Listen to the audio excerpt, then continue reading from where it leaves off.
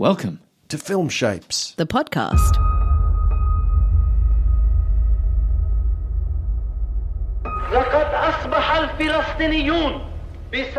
Hi, we're on. Hi, everybody. What an idiot. Hi, today it's Roly, hello. Hello. And Parizad once more. Hello. How are you? Good, thank you. This is your second or third? It's your second. Isn't it? Good, yeah. Welcome. We're going to talk about the insult Sophomore. today. Oh, what? Sorry, sophomore. What do they say? The second? Sophomore. You got something in your throat? Yeah, I was having some coffee. I see. What's sophomore? Isn't that is that second? It's the sophomore like album. like a college. The sophomore. It's the American college thing. Oh, okay. Thanks. Just forgettable. All right. So we're talking about the insult today. It's a Lebanese film directed by Ziad Doueri. Let's try that. Starring Adel Karam and Kamal El-Bashar as two guys who take their minor argument to the courts where it all escalates.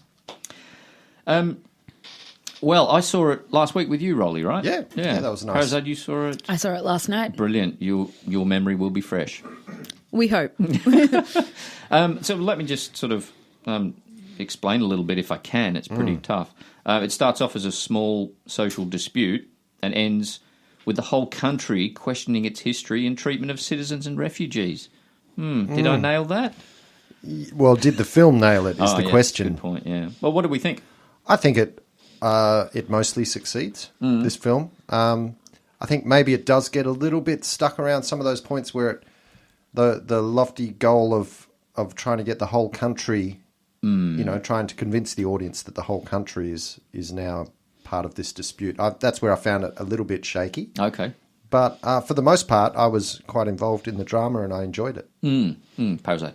Yeah, same here. I really enjoyed it. There were a few things that I had a couple of issues with, but overall, I found all of the characters really believable and the drama really pulled me in. Yeah. I liked it. I was a bit reminded of, has anyone seen A Separation? No. It's an Iranian film. It's sort of, it's set, this one's in Tehran, whereas this, he insults from Beirut. It's a small situation that happens. There's a little minor incident and then suddenly everything just blows up. And this one is, I guess they're trying to draw a bit more of the regional geopolitics into it. But in the case of A Separation, it was more like a personal family matter. But they're both pretty good. I think A Separation just edges it. But.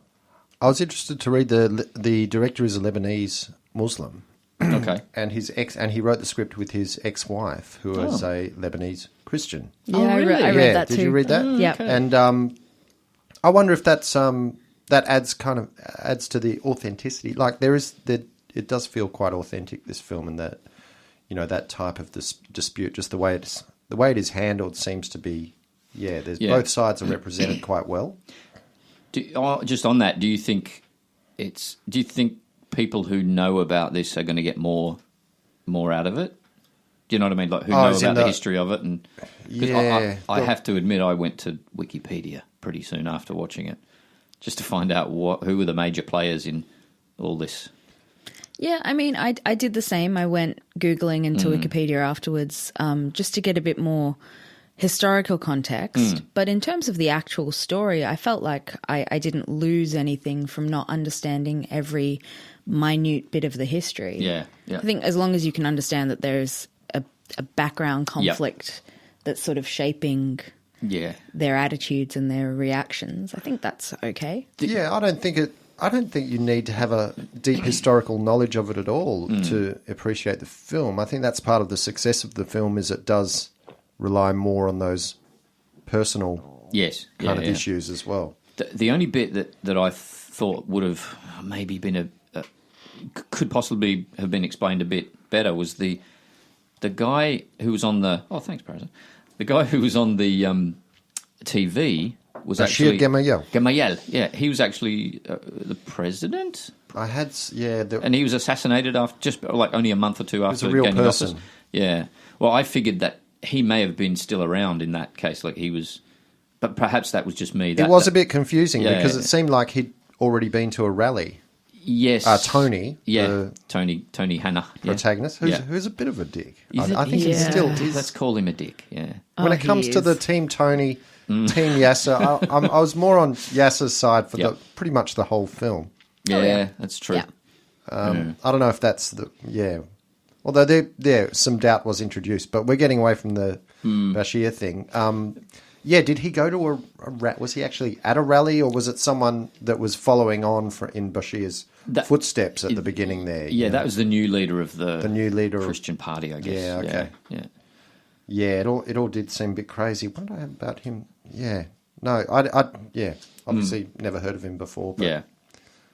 But there are people who are going, oh, yes, I remember that guy from the 80s. And it was a really convoluted history there during that, the invasion, as they called it in Lebanon. Now, what else have I got to say about this? The cinematography and the direction. What did you think? I really enjoyed it. Yeah, no problems there. I thought, like I told you, Rolly, when we got out of it, there was a moment when I just sort of switched off from the story, which sounds bad.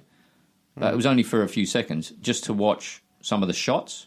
I think it was just a pretty innocuous moment where the lawyer, shall we say the daughter lawyer, not the father lawyer, which I'll come back I wanted to to bring that up. Yeah. When she's walking to Yasser's house for the first time, and it's like following her legs, and it's cutting between the streets, not too often, not too obviously, but it just seemed really neat, and I thought, that's quite a nice way. And then there were some shots of the streets, and it seemed really fluid. Yep. I thought, wow, that's no issues there for me. I think I mentioned the only shot I had a problem with, which is I'm just sick of seeing these rising drone shots at the end of films. Just about every film I've seen that. Yeah, I don't mind that, but I did notice it's going to end right now. There's no, how do you think you became aware of that? Was it to do with this shot rising above the trees, showing the whole city? I'd say it's just an innate knowledge. It's just a bit of a worn-out trope, as far as I fair. can see. That's fair. But yeah, apart from that, great. Yeah. This is only his fourth film, right? This director. I have wonder no idea where he got his I don't know, filmic knowledge from. Apparently, he worked with Tarantino on a lot of films as a assistant he was camera. The cameraman. Yeah. So he's picked up a lot. Yeah. I think he studied in the US and then he came back. You okay over there, Rob? I'm all right. Yeah, just a bit of a cold. Yeah, right. Now, I also like the fact that I might have mentioned this to you as I left the cinema. Beirut looks a bit. What did I say? I was a little bit rude about Beirut, wasn't I? It looks You a bit. said it looked like a shithole or something. Did I? Okay. Something like Well, that. it has gone through, decades of conflict. Exactly. But when the next day, I thought actually it seemed like a normal place. It was a kind of just a high density city with lots of people, Right. And exactly, and buildings. That's right. But then not a lot of trees and parks. Not a lot, yeah. But they've made this. I think they've made the city of Beirut look livable and normal. But you might not get that from an outside viewpoint. Well, definitely, when the whole courtroom thing, and they're out in the city streets, and it looks like it could be any city, really. It could be a CSI show or something, couldn't it? Yeah. What did you think of the daddy-daughter reveal? Did that seem real to you? Because for me, it became a bit of a... At that point, it's like, oh, okay. Well, so anything's possible in this world then. This movie kind of is... It could go anywhere. Yeah. It seemed, a bit... I thought... Initially, I thought it seemed a bit unnecessary and a bit forced. But then when they were... you had the scene with the dad and the daughter in, I think, his kitchen, and they're talking about the case and he's trying to convince her to drop it. Yeah. And, they have an argument. He's like, she's basically refusing to drop the case. I thought that seemed quite authentic. And I think it just played... I think overall the film was really trying to play up to this idea of multiple cultures and multiple ideologies trying to coexist in the same space. And I thought that kind of was just another attempt to encapsulate that. Yeah, there might be a metaphor that we're missing there between the father-daughter thing and maybe with the religions or something like that. You know, I feel like there's definitely a reason for it in the film that... I don't think it was entirely necessary, though.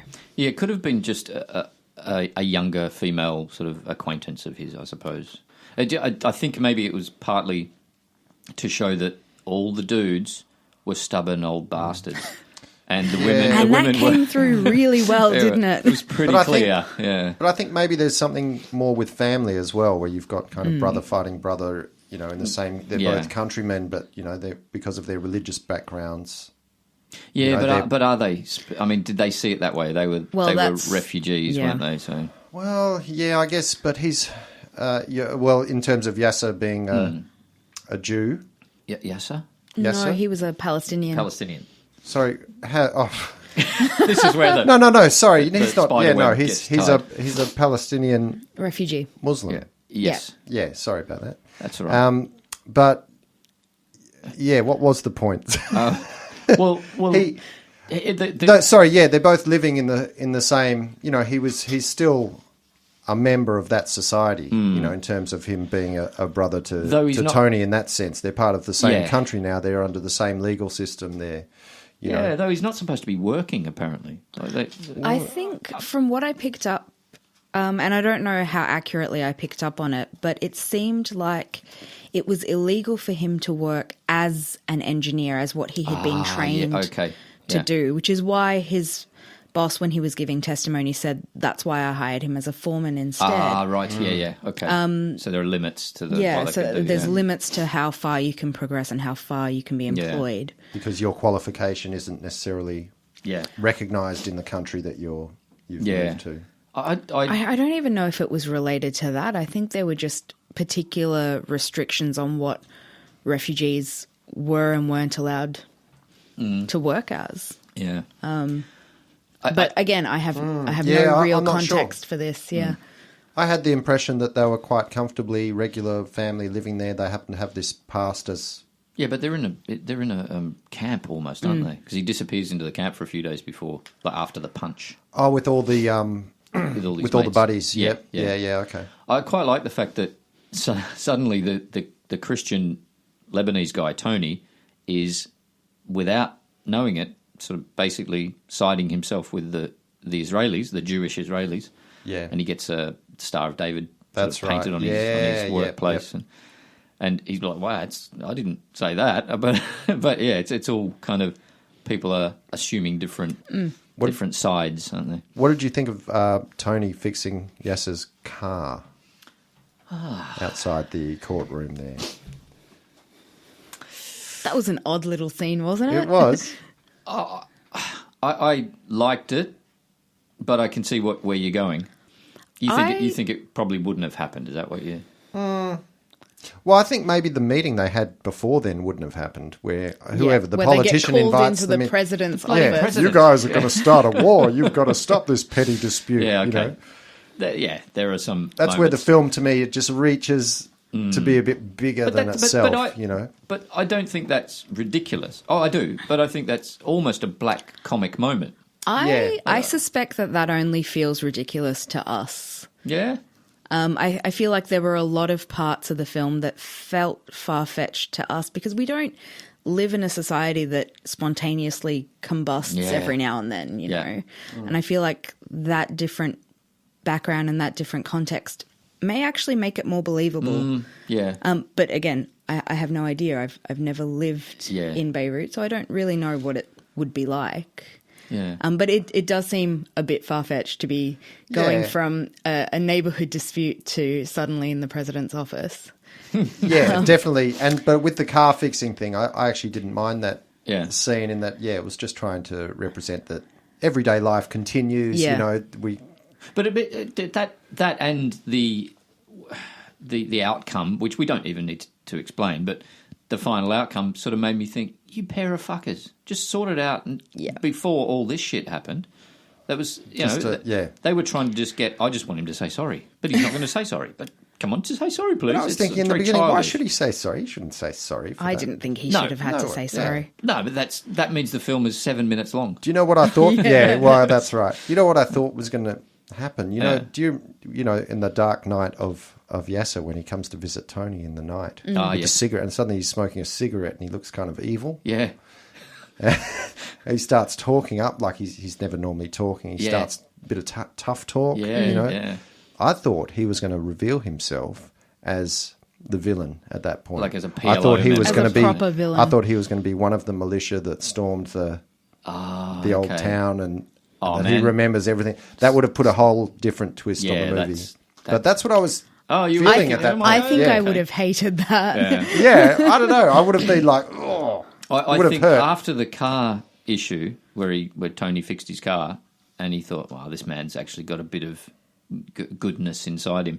I think that was set up. He was always going to go and say sorry, and then. But what happens with the court case? I mean, that's sort of superfluous, then, isn't it? I thought the car scene was kind of, in an odd way, just out of order.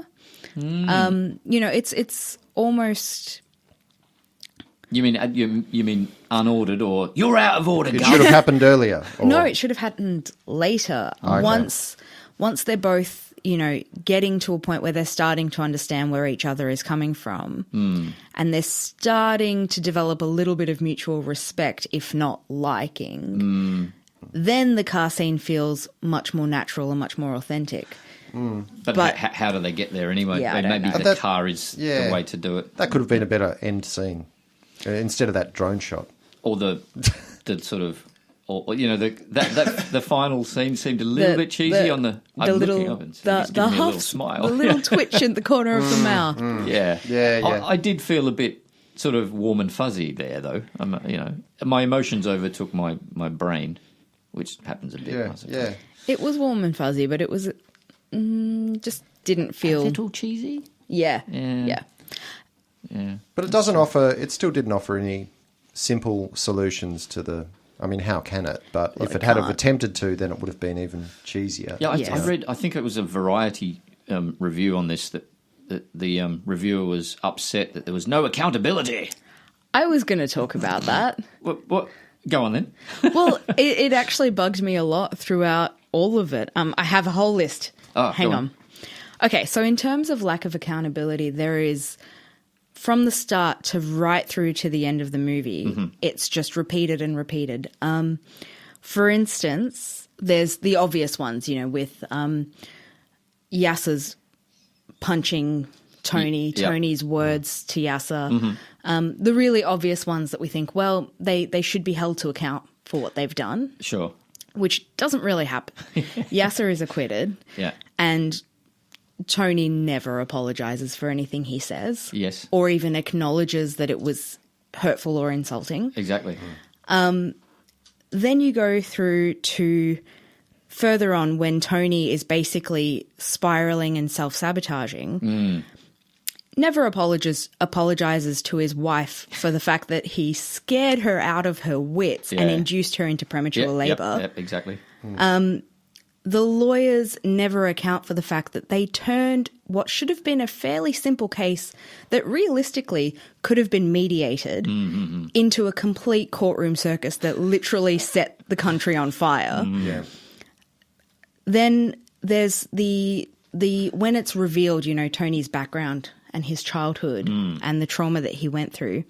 One of the things that his lawyer basically says, and he says it quite rightly, is that we talk a lot about all of these atrocities happening elsewhere, but we never talk about what's happened in our own country. We're not allowed to talk about it. And there's no accountability for that. In fact, when I was doing my research afterwards, I discovered that in 1991, there was an amnesty law passed that actually pardoned all political crimes prior to 1991. Really? So literally no accountability, legal or otherwise. Then I mean, that does happen in these situations though a lot, and it has to at some level because otherwise you never end. Everyone's guilty. But do you reckon that's a sort of gimmick by the filmmaker to show there is no fucking accountability in this country, and so I'm going to show that there's none in this film, almost. It's possible that was done intentionally. Or is it just inadvertent that he's used to the lack of accountability? So it's quite possible. I mean, I don't know. It's possible he's done it intentionally. It's possible that was never the focus It's not of the film. necessarily the film's job to demonstrate accountability. Yeah. No, if no, that's not what that would be Hollywood, exists in the wouldn't it? society. Yeah. Is it? Yeah. Oh, yeah, but well picked up. Yeah. Oh, and sorry. No, go on. Another part that I found really just unsettled me a bit was when they bring in the former Israeli cook. Yeah. Oh, And he's giving his testimony, and Yasser's obviously sitting there hearing this story going, oh, that sounds familiar. Yes. Right. There's no reconciliation there. No, that's right. There's barely even an acknowledgement from him that, yes, I did this and I'm sorry now. Yeah, that's right. Yeah. No, yeah. Again, it's more of the same pattern, isn't it? Yeah. But because it's Led happening. me to believe a little bit that Yasser could be that evil Yeah, guy. right. Yeah. You know. Yeah, Blofeld. Yeah. But because it happened so often in the film, then I got a feeling he's done this on purpose. So look at this. We're not going to tie that up in any bows for you because none of this shit ever got resolved. Really, that's my guess anyway. I think the film went almost with the two protagonists starting out at opposite ends of a spectrum and ending up in the middle, where you look at them both and you go, oh, you're more or less the same. Yeah. Regardless of your politics and your religion and your nationality, ultimately you're pretty much the same people. Yeah. So you start with Tony starts out very antagonistic and you really don't like him. Yeah. I felt very little sympathy towards him right up until the reveal about his childhood. And then I'm sitting there going, okay, I still don't feel that sympathetic to you now, but I have context and I understand why you're reacting in this way. Yeah. Whereas with Yasser, he initially starts out very relatable. You're looking at him going, he hasn't provoked you. Yeah. He's just trying to do his job. Yeah. You lashed out and caused him, a fair amount of difficulty. And as a result, he said something in anger and you blew it out of proportion. But then as you go on, you start to hear these things about Yasser's background and about his past instances where it's been the same kind of thing. Yeah. Where he struggled to control himself. Yeah. Regardless of how, understandable that might be, it's clearly a pattern, which makes him less likable because you go, well, this has obviously been an issue in the past. You need to start working on these issues and start developing some self-control. So finally, ultimately, where do our sympathies lie? Not with the lawyers, not with the politicians, the wife, perhaps. The wife. Yeah. Both of the wives. Definitely the wives are...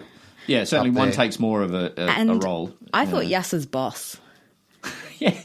He's barely He's in trying, the movie, but he's he trying to tried work within the so system. hard. Yeah. To What a put-upon make the fella most. that guy was. Yeah. He's the hero. He genuinely tried to mediate A lot of head shaking between just, them. Not again. Yeah. Oh, these fuckers again. I've got to deal with this shit all over again.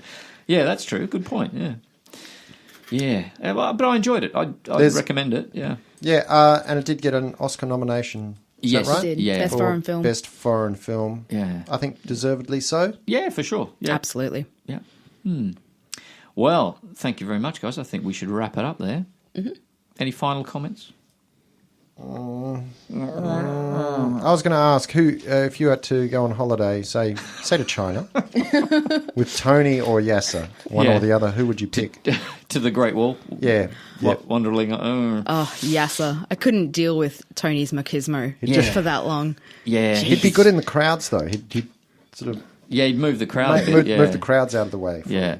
I would say it would be Yasser. Yeah. Could I choose the boss? Is there a third option? I'd go with the boss. He'd be a better travelling companion, I think. Actually, I'd go with Yasser's wife. Oh, yeah. She seemed the most level-headed out of everyone. That's true. Yeah, good call. Okay. Or potentially Yasser's lawyer. She was cool. She was nice too, yeah. Yeah, she overstepped she was a her lawyer, bounds though. a bit. Yeah. A lawyer. She's still a lawyer. Yeah. Oh, yes. Not that They bad. really well. Who was the lawyers the next really. lawyer in this house? Yeah. I don't know. I have no idea what you're talking about. I don't have any background. There's no background Oh, wait, here. yes, I do. Right. All cards on the table. There we go. All right, offense. guys. Thanks very much. Thank you. Bye. Bye. أنا مني يسوع المسيح لحتى أبرم له خد التاني.